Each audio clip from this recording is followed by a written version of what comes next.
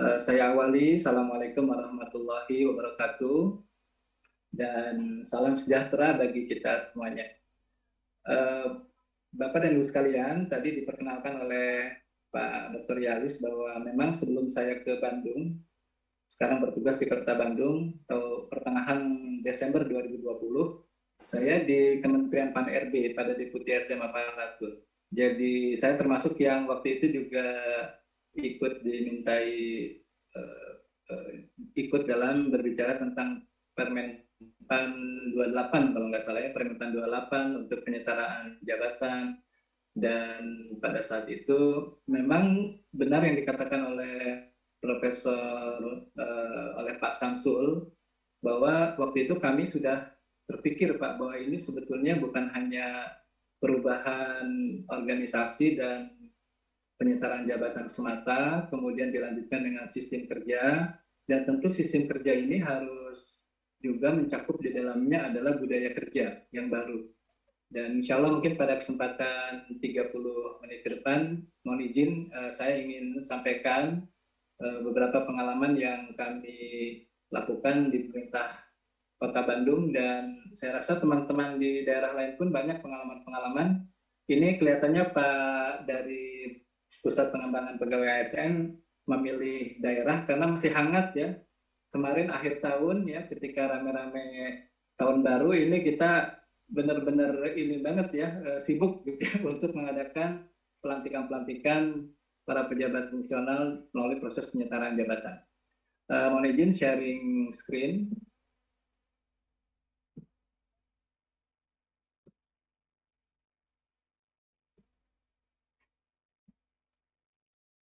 Baik, Bapak dan Ibu sekalian, sesuai dengan yang diminta oleh panitia, pola kerja pegawai ASN pasca penyetaraan jabatan administrator dan jabatan pengawas. Untuk di pemerintah kota ini, kami mungkin akan banyak menyampaikan pengalamannya untuk pengawas, karena hanya di DPMPTSP pada Dinas Pelayanan Terpadu Satu Pintu yang ini secara khusus dari Kemendagri diminta eselon 3-nya juga disetarakan. Sementara di perangkat daerah yang lain penyetaraan itu dilakukan pada sampai dengan pengawas atau eselon 4. Poin-poin yang akan kami sampaikan secara cepat nanti ini tentang latar belakang proses penyetaraan jabatan. Ini tentu tidak akan lama kami sampaikan. Tadi Pak Deputi Pak Yono sudah banyak menyampaikan tentang hal ini. Kemudian sistem kerja pasca penyetaraan jabatan, ini mungkin poin yang cukup menarik nanti didiskusikan, dan juga rancangan ya, rancangan sistem kerja dan manajemen kinerja. Ini tentu mengantisipasi dan merespon kemarin ada webinar nasional juga yang berbicara tentang Permen 6 dan 7 tahun 2022 tentang manajemen kinerja dan juga sistem kerja di era baru pasca penyetaraan jabatan. Dan bagian akhir ini nanti quick response karena Pak moderator men-challenge ya isu kritikal, nanti akan kami sampaikan quick response. Pertama ini latar belakangnya tadi sudah banyak disampaikan bahwa penyederhanaan birokrasi yang merupakan salah satu program prioritas dari Bapak Presiden Jokowi ini terdiri atas transformasi organisasi, transformasi SDM aparatur, dan kemudian transformasi sistem kerja. Nah, kami ketika di daerah itu sudah mendapatkan acuan tentang transformasi SDM aparatur melalui Permenpan, dan juga dari peraturan dari BKN dan dari Dagri juga ada aturan yang kami ikuti. Nah, tentang organisasi dan sistem kerja ini relatif baru muncul, dan kami tentu harus segera melakukan adaptasi penyesuaian untuk proses penyederhanaan birokrasi secara umum. Nah, di dalam transformasi SDM aparatur sendiri, ini tentu pengalihan pejabat administrasi ke pejabat fungsional yang berkesesuaian. Kemudian yang kedua, pengembangan jabatan fungsional itu sendiri, penataan jabatan fungsional. Karena di daerah ini jabatan fungsional memang tidak terlalu populer, Bapak Ibu sekalian ya. Mungkin dari kawan-kawan dari daerah, tidak seperti di lembaga pusat yang memang jabatan fungsional ini sudah lebih bisa dikatakan lebih mapan proses pembinaannya. Dan yang juga tidak kalah menarik ini tentang masalah penghasilan, karena memang ada constraint bahwa penghasilannya tidak berkurang atau tidak turun. Ini yang kami lakukan di Kota Bandung. Jadi ada surat-surat pengusulan tentu dari Wali Kota selaku pejabat pembina kepegawaian dan disampaikan ke Kemendagri. Kemudian di setiap tahapan pada penyederhanaan struktur organisasi dan juga penyetaraan jabatan, tahapan ini dilakukan. Nah, untuk kasus di Kota Bandung, awalnya kami hanya mengusulkan 84% dari seluruh jabatan administrasi, tapi kemudian karena memang ada arahan bahwa 100% dilakukan, akhirnya beberapa perangkat daerah yang waktu itu di kami sedang dalam proses perubahan struktur juga kami ikutkan. Yang belakangan memang agak cukup repot juga ya, karena disederhanakan dengan struktur yang lama, tapi kemudian di tengah jalan nanti ada struktur yang baru. Ya, ini masih meninggalkan permasalahan dalam organisasi dan juga KSDM-an di kami di Kota Bandung. Nah, akhirnya di berikutnya ini 103% dari ini 103 ini karena ada penambahan jabatan struktural baru dan kemudian persetujuannya dari Kemendagri ini pada 94% jabatan karena ada yang pensiun dan di selang waktu itu ada jabatan yang kosong. Sehingga kalau dijumlahkan dari usulan 390 jabatan, ya, ini ada administrator pada 6 jabatan dan 384 jabatan untuk jabatan pengawas. Ini persetujuan dari Menteri Dalam Negeri 367 jabatan, 5 jabatan administrator dan 362 jabatan pengawas. Nah, dari 367 ini, 334 ini disetujui disetarakan tanpa catatan, sedangkan ada 30 jabatan ini harus melalui uji kompetensi dan 3 jabatan ini dengan catatan nanti harus disesuaikan kualifikasinya, yaitu menempuh pendidikan S1. Kemudian berarti ada jabatan 23 jabatan yang kosong, dan juga di sementara waktu itu ada yang memasuki PUP pada tahun 2021 sebanyak 8 orang. Bapak dan Ibu sekalian, kami akan masuk ke bagian kedua yaitu sistem kerja. Karena pada saat akhir tahun ini belum keluar ya peraturan tentang sistem kerja, maka kami di Kota Bandung ini mengeluarkan surat edaran dari Bapak Wali Kota ditandatangani oleh Pak Sekda, yang di dalam surat edaran ini diatur tentang kedudukan, penugasan, pengelolaan kinerja, pertanggungjawaban pelaksanaan kegiatan, dan juga pemanfaatan teknologi informasi dan komunikasi. Jadi kami di Kota Bandung ini memiliki satu sistem informasi atau aplikasi manajemen kinerja yang disebut Mangbagja, Manajemen Bandung Kinerja. Ini secara cepat ketika melakukan penyetaraan jabatan, ini dilakukan modifikasi atau adaptasi untuk tetap menjamin bahwa kinerja atau pelayanan publik ini tetap berjalan, tidak terganggu dengan proses penyetaraan jabatan yang dilakukan. Pertama tentang masalah kedudukan, jadi ini mungkin yang pasca penyetaraan ini yang kami lakukan. Kedudukan dalam struktur organisasi, ya, tentu pejabat fungsional hasil penyetaraan jabatan ini memiliki tanggung jawab dan kedudukan, dan ini diatur di dalam surat yang kami edarkan. Ini pejabat ada di bawah pejabat pimpinan tinggi atau di bawah pejabat administrator. Kemudian fungsional ahli media ini berkedudukan di bawah pejabat pimpinan tinggi Tamtama. Sedangkan untuk yang ahli muda ini di bawah pejabat administrator. Kemudian bagaimana di dalam tugas, ya, di dalam struktur tugas, para pejabat fungsional ini bisa bekerja secara individu atau dalam tim kerja. Jadi kami memang sudah angkat istilah tim kerja. Kemudian pimpinan unit organisasi ini memberikan penugasan kepada pejabat fungsional dan juga kepada pejabat pelaksana setelah penyetaraan jabatan. Dan pejabat fungsional ini juga bisa ya, dapat dipilih berasal dari lintas organisasi.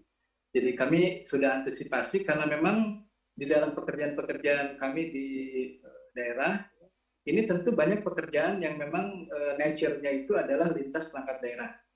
Kemudian pejabat fungsional ini bisa terlibat ya dalam tim kerja itu, yang dalam satu tim kerja itu bisa dari satu jenis jabatan fungsional atau dari beberapa jenis jabatan fungsional, tergantung dari pekerjaan atau kegiatannya.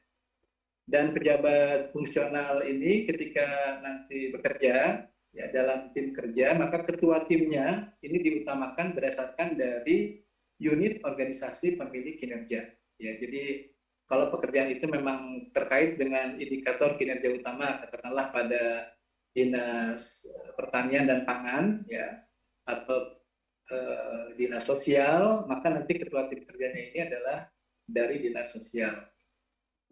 Ini tentang masalah kedudukan. Kemudian yang berikutnya, ini Pak Syamsul, Pak Guru Besar, memang di dalam panduan tentang penyetaraan jabatan ini tetap menyebutkan koordinator dan subkoordinator.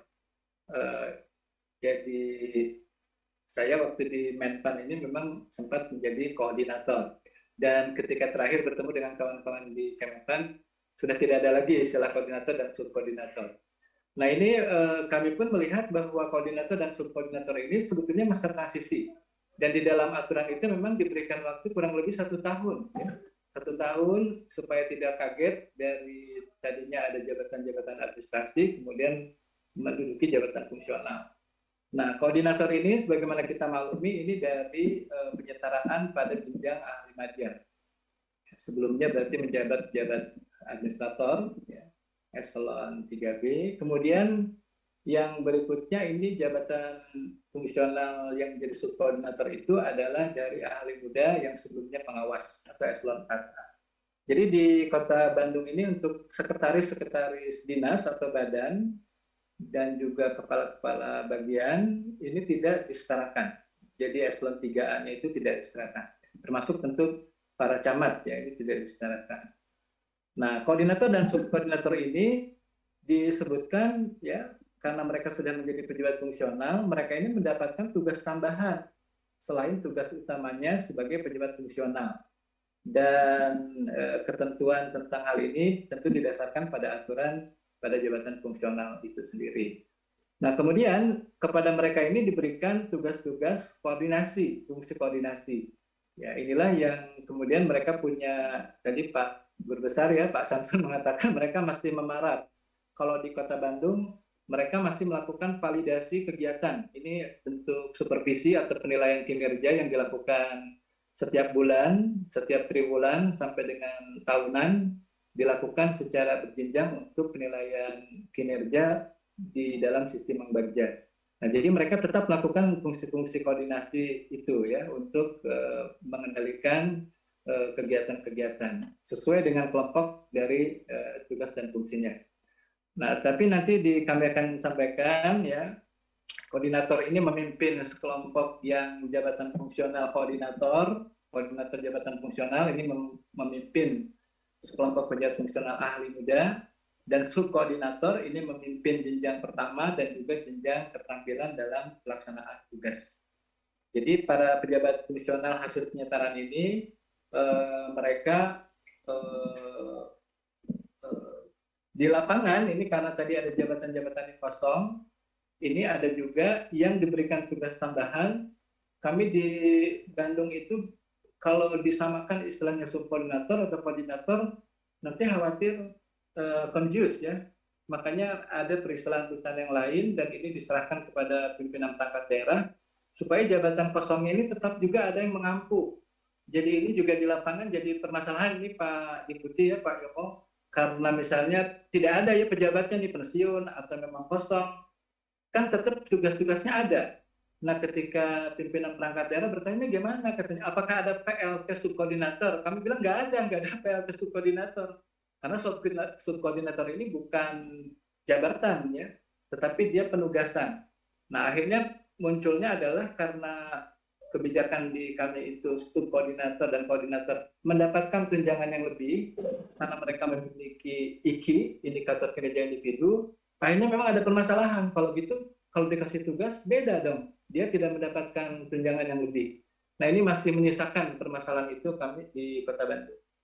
Nah kemudian kami juga sudah sampaikan bahwa ini transisi, jadi nanti dilihat 1 tahun ini pelaksanaan tugas-tugas koordinasi, baik sebagai koordinator maupun subkoordinator. Nah kemudian di dalam pengelolaan kinerja, Bapak dan Ibu sekalian, ini disebutkan bahwa mekanisme koordinasi dan pengelolaan kegiatan sesuai dengan bidang tugasnya. Jadi kami mengacu pada Permen 17 tahun 2021. Kemudian di dalam mekanisme koordinasi ini adalah pelimpahan sebagian kewenangan dan sebagian kinerja, dan ini diberikan oleh para pimpinan perangkat daerah, ya, dalam hal ini pejabat pimpinan tinggi Pratama, dan juga turun juga ke para pejabat administrator. Jadi para kepala bagian, kepala bidang, kemudian kepala bagian, sekretaris dinas, badan, itu memberikan penugasan, pembagian kinerja, cascading kinerja. Kemudian tetap mereka ini yang penyetaran ini melaksanakan tugas sesuai dengan target organisasi. Jadi cascadingnya ini dilakukan, dan alhamdulillah di Kota Bandung ini sudah mempraktekkan, ya, mengimplementasikan Permen 8 2021 yang kemudian sekarang berubah, ya, baru 11 bulan jadi Permen 6 2022. Jadi ini sudah kami lakukan sehingga kemarin proses cascading dan lain-lain bisa berjalan dengan baik. Nah, kemudian ini contoh penetapan koordinator dan subkoordinatornya. Di sini ditandatangani oleh sekretaris daerah. Ini contoh untuk lingkungan Setda Kota Bandung. Dan surat tugas ini kemudian disampaikan dari masing-masing perangkat daerah ke tempat kami di BKPSDM. Dan ini dijadikan dasar untuk pemberian tambahan penghasilan PNS. Jadi langsung terintegrasi dengan sistem manajemen kinerja, sistem reward dan punishment-nya. Nah ini juga kami sampaikan kepada teman-teman penyetaraan jabatan bahwa mereka diberikan, ya, tambahan 25% angka kredit, dan ini setelah melaksanakan tugas koordinator atau subkoordinator paling kurang 1 tahun penilaian kinerja jabatan fungsional. Kemudian juga ini mungkin pengalaman kami di Kota Bandung, para pejabat fungsional ini juga bisa menjadi pengelola keuangan. Dalam hal ini sebagai pejabat pengelola teknis kegiatan. Dan ini ada kaitannya dengan TPP, ya, bagian dari tambahan penghasilan bagi PNS. Dan kepada teman-teman subkoordinator ini juga tadi, ya, karena mereka memiliki IKI, maka diberikan juga komponen prestasi kerja, ya, di dalam pengaturan terbaru yang dari Kementerian Dalam Negeri. Nah, Bapak Ibu sekalian, ini bagian yang kedua, mungkin ini dalam bagian terakhir, yaitu beberapa tindak lanjut dan korektif pasca penyetaraan jabatan. Pertama adalah ini sudah mulai dibuka juga pengusulan perubahan jabatan fungsional hasil penyetaraan, karena tidak semuanya ternyata tepat, ya, ketika di lapangan ada yang nggak cocok jabatan fungsionalnya itu. Nah ini sedang kami kompilasi nanti ke Kementerian Dalam Negeri, Kementerian Pan-RB, tentu akan kami sampaikan usulan perubahan hasil penyetaraan ini. Jadi jabatan fungsionalnya dirubah, ya, tidak yang kemarin pelantikan. Kemudian yang kedua, harmonisasi budaya kerja. Jadi di beberapa tempat ini manusiawi, mungkin nih tadi Pak Samsul juga menyampaikan, ya, bahwa ada teman-teman yang menjadi ahli muda dari penyetaraan, dan ada teman-teman yang dalam tanda petik, ya, ini asli, ya, asli dari karir sebagai fungsional. Nah ketika ada perubahan sistem, tiba-tiba temennya tahu, ya, ini kamu kan sekarang sama-sama nih ahli muda di fungsional, ngapain bisa ngatur-ngatur gitu, kira-kira gitulah. Ini permasalahan di lapangan yang tentu harus diselesaikan dengan baik, ya, dengan budaya kerja yang baik dan memberikan pengertian dan lain sebagainya. Kemudian kami telah menyiapkan juga transisi ke sistem kerja dan manajemen kinerja yang baru. Ini berdasarkan Permenpan yang tadi disebutkan nomor 6 dan Permenpan nomor 7 tahun 2022. Rencananya di pertengahan tahun ini sistem Mangbagja kami, manajemen Bandung kinerja, juga sudah langsung akan mengadop sistem yang baru dari tadi Permenpan 8 tahun 2021 diubah ke Permenpan 6 tahun 2022. Dan ini semuanya nanti akan masuk ke dalam sistem informasi manajemen kinerja yang kami miliki. Beberapa rancangan penugasan ke depan ini yang kami pikirkan, tentu kami harus diskusikan ini dengan bagian organisasi, dengan Bapelitbang, Badan Perencanaan dan Litbang di daerah, dan dengan Badan Keuangan dan Aset Daerah. Jadi nanti ke depan, ini tentu Bapak Ibu juga kemarin mengikuti webinar yang diadakan oleh Menpan, seorang pejabat fungsional, jadi ini pasca era koordinator dan subkoordinator, mereka dapat dipilih menjadi ketua tim atau ketua squad. Ya, ini dalam satu bidang, bisa dalam satu bidang, atau bisa lintas bidang, atau pada kegiatan lintas perangkat daerah. Nah, yang kami pikirkan nanti bentuk pemilihannya dan sebagainya ini seperti apa, proses pemilihannya diputuskan oleh pimpinan perangkat daerah untuk yang di satu bidang atau di lintas bidang, masih dalam satu perangkat daerah. Tapi kalau sudah lintas perangkat daerah, maka ini diputuskan oleh tim manajemen talenta, atau sekarang masih ada tim penilai kinerja. Jadi memilih siapa orang-orang yang akan menjadi ketua tim atau ketua squad.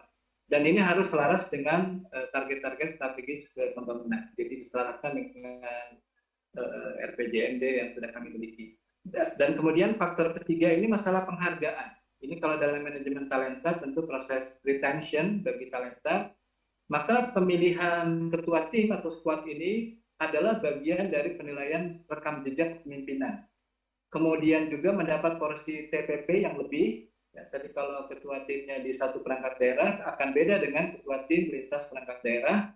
Kemudian mereka juga masuk ke dalam talent pool atau ke dalam kelompok rencana suksesi. Jadi mungkin ini pada ikutnya Pak Yomo, seperti saya sendiri ketika seleksi terbuka di Bandung, ini dari analis kebijakan ahli media. Ya. Jadi ini kami sampaikan bahwa tidak tertutup ya kemungkinan karir diagonal itu dapat dilakukan ya, atau vertikal dari pejabat fungsional ini. Nah, tentu saja nanti kami melihat bahwa yang penting di sini beberapa kompetensi inti mungkin spontan saya keluhkan, berpikir kritis dan sistemik ya, ini harus dimiliki oleh kawan-kawan fungsional. Kemudian juga pemecahan masalah ya, problem solving, kemudian kemampuan kolaborasi, komunikasi menjadi kerjasama, kerja tim, dan juga literasi digital ya, karena nanti semua akan berbasiskan teknologi informasi dan komunikasi. Nah, terakhir mungkin ini tadi dari Pak Jalis ya, ada beberapa tantangan tentang isu kritikal. Yang pertama kami melihat bahwa bagaimana strategi transformasi ini harus ada pemahaman yang utuh dari seluruh pimpinan perangkat daerah tentang penyetaraan birokrasi dan penyetaraan jabatan. Jadi ini harus utuh. Kemudian ada apresiasi dan penghargaan kepada jabatan fungsional dan pejabatnya, dan juga sistem manajemen kinerja yang jelas bagi para pejabat fungsional, termasuk juga manajemen karir yang jelas bagi mereka. Jadi kemarin juga dari Menpan ini Pak Deputi, Pak Alex Denny kelihatannya sudah memikirkan apakah nanti ke depan akan tetap dipertahankan cara menghitung cara karir dengan angka kredit. Nah, ini menurut saya challenging ya ke depan. Kemudian yang kedua, bagaimana tentang distribusi tugas, karakter, dan keahlian. Panduan utamanya kami melihat tetap dari sasaran strategis pembangunan. Nah, kemudian nanti ada cascading kinerja yang jelas, dan juga ada indikator kinerja utama dan indikator kinerja individu yang terpadu pada tim-tim kerja yang dibentuk. Jadi ini juga tantangan itu bagi kami nanti era squads atau tim kerja. Kemudian yang ketiga, bagaimana nanti pengaturan teknisnya. Ini kami akan coba lakukan FGD ya, di BKPSDM, bagian organisasi, Bapelitbang, BKAD, dan juga FGD dengan perangkat-perangkat daerah terkait dalam pembentukan tim-tim kerja. Dan ini akan diinput jadi lebih dinamis ya. Biasanya penginputan itu hanya 1 kali 1 tahun untuk SKP. Mungkin ke depan kalau tim kerjanya hanya 3 bulan atau 6 bulan, maka itu sangat dinamis, harus masuk ke dalam sistem manajemen kinerja pegawai ya, atau pada Mangbagja yang kami miliki. Dan yang keempat, ini tentang yang tadi di isu kritikal tentang bagaimana kira-kira nanti berproses dalam transformasi budayanya. Kami melihat bahwa ini perlu banyak ngobrol, ya, dialog-dialog kinerja di internal perangkat daerah, dan juga dialog kinerja lintas perangkat daerah. Nah, demikian mungkin yang dapat kami sampaikan, Pak Jalis dan Bapak Ibu sekalian. Mudah-mudahan ada manfaatnya. Saya akhiri. Wassalamualaikum warahmatullahi wabarakatuh.